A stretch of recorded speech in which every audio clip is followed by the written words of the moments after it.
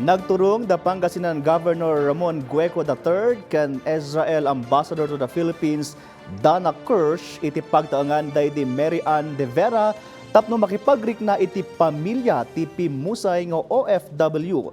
Naipanamnama manen ti tulong ti gobyerno iti Pilipinas ken ti pagilyan nga Israel iti kapamilya ti pimusay a Pinay. Kanayunan a detalye iti report ni Dayan Monica Tukay.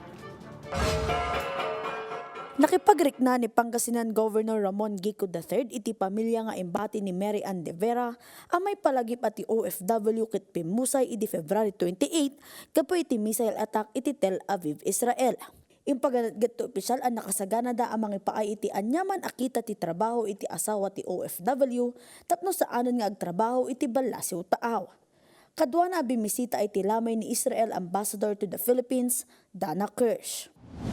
We cannot return her, but we can try to ease the pain of this family.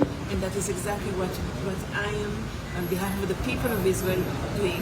Impasigurado ni OWA Administrator Attorney Patricia Yvonne Caunan, titulong o may paay itinasao a pamilya.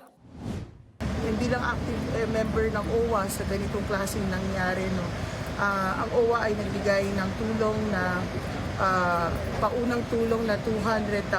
Meron pang burial assistance later, and yung ating paunang special financial assistance sa kanya. So all in all, mabibigay ng OWA is mga around 220 to 250,000, including na dyan yung livelihood na tulong sa naimong pamilya. Impasigurado mo ti polisya tinaingat a panagbantay da iti lamay kan iti seguridad ti Ambassador. Request din ng family nila na kung pwede i-close yung daan dun sa likod ng palengke namin kasi nag-request sila, tapos sinabi ko kay Mayor, nagpa naman si Mayor na nag-go signal siya to executive order na ipapag-close niya yung daan na yun. Kabayatan na, sigun iti gobernador, agrop talupulo nga OFW manipod iti Middle East ti mangkayat, nga agawid, gapo iti epekto ti giyera.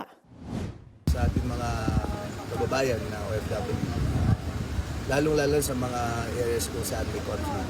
Siyempre, ang panalangin namin na sa inyo, mag-ingat kung ano man yung mga programa ng ating gobyerno, makipag-ugnay lang sa ating mga embahada doon kung saan kayo.